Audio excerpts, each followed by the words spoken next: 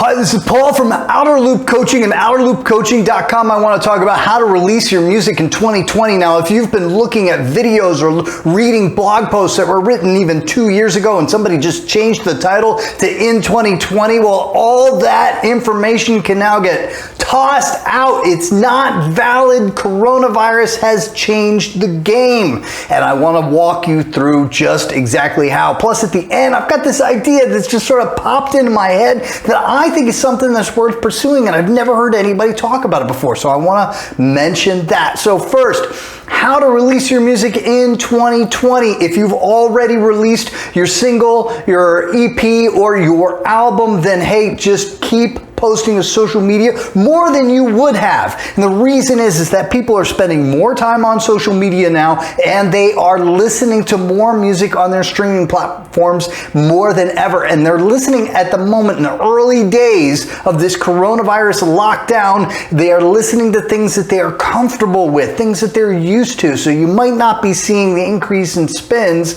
and increase in streams that you might have expected, but stick with it because that stuff will grow tired and people will start reaching out soon, and listening to something new from you is exactly what they are going to be looking for. So make sure that you're posting to Instagram, you're posting to Facebook, you're posting to Twitter, you're posting to all the platforms. Use an aggregator tool that will allow you to create it once and then it just automatically goes to all of your different platforms. And just remember to watch this video that's over my head right here where I talk about the 3 social media platforms that you need to focus on. And I'm cheating a little bit because really it's just one. And then there's 2 other platforms that I think are absolutely crucial, and I go through it in that video, and that I think is even more valid than ever, So if you're trying to decide that how you're going to release your music because you have not yet released it,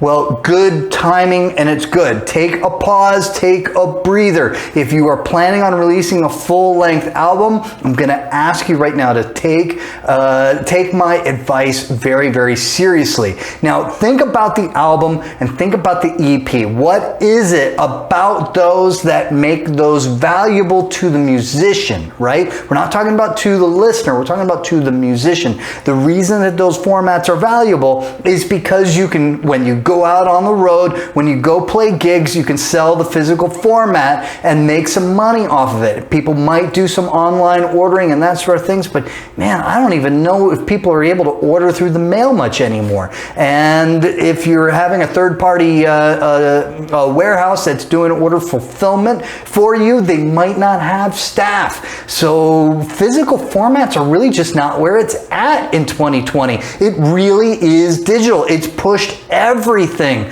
to digital. Now, if you think about the album or the EP within the digital format on the streaming platforms in particular, albums and EPs just don't really matter that much. Now, there's plenty of us who just prefer to listen to an album from beginning to end, and there are those, and absolutely 100%. But I'm telling you that especially for people who are not spending the money on a monthly subscription to a Spotify and Apple Music or a Google Play Music or YouTube Music or all the others that exist, if they're not spending that money, they can't even listen to an album from front to back on most of those platforms until they become a paying subscriber. So that means they're only listening to song, and playlists and shuffles and all that sort of thing. So what does that mean? It means for the customer or for the person who is the fan who's listening to the music, it's all about singles.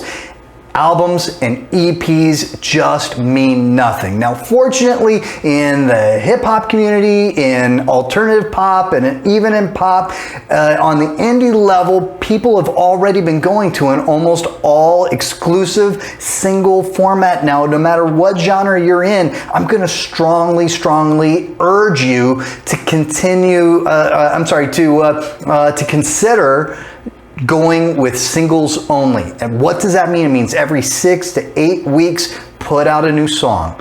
Give it all of your support, give it all the push that you would for an album release, for an EP release. Go all out for it, spread the word, muscle it.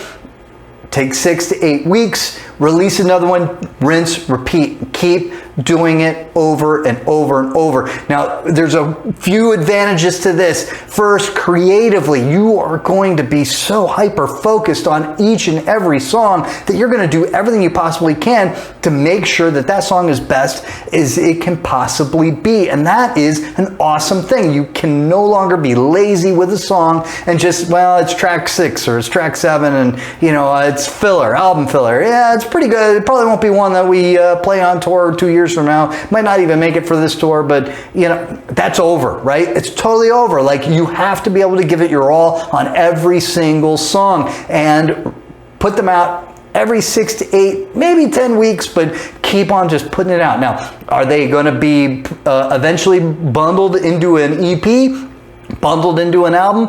Who knows? Not in 2020. Do it in 2021. Maybe if things kind of relax by the end of the year, but end of the year is a crowded time to release music as it is. People are already going to be pushing things back to the end of the year to release stuff in 2020.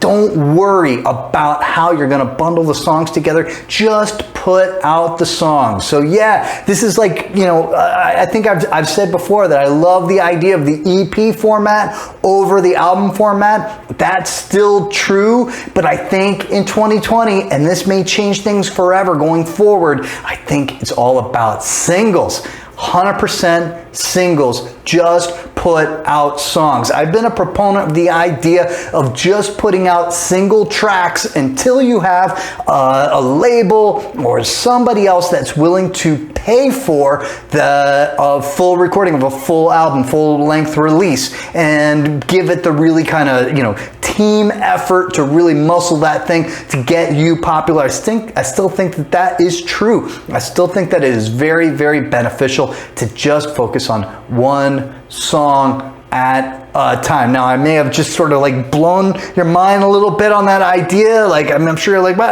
man, all my songs, they need to be part of a full package. And I totally get it. I totally get it. Artistically, this may not be something that gets you all excited, but it's the reality of the market. The way that people are listening to music right now is a song at a time. Don't fight it, man. Just don't fight it. Just do singles. All right.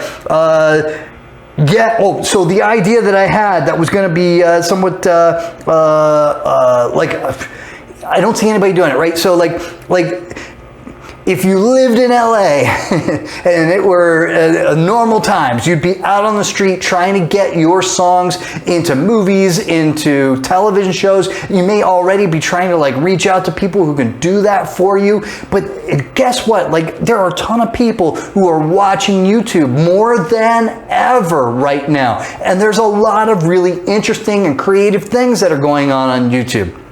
Reach out to YouTube creators and try to get your songs placed in their videos. I think that this could be something that creatively can be almost like a partnership where, especially if you're making music that is going to be something that is gonna be just perfect for that kind of format, to be background music or to be something that drives a moment and something that somebody's doing creatively on YouTube. That can be beneficial for you, can be beneficial for them because they might be looking for an idea, they might be looking for something like what you do but just never thought to reach out for it. And it could be something that is somebody who is making something with a bigger budget on a television or in movies or something like that may eventually come across a video that maybe has some virality and your song's in it. They're going to go, I need that song to be in my TV show, my movie. So it's an easy thing, and it's not very much different from getting placements in TV and film or video games. You really just got to reach out to people, introduce them to what you're doing, and see if they'll find a great fit for it. It's the same thing you can practice in YouTube. Reach out to YouTube creators if you can find them, and you know what, if you're a fan of their videos, you're watching it, you know, it can be anything from cooking shows or somebody doing skateboard videos or surfing videos, whatever it is that they're doing.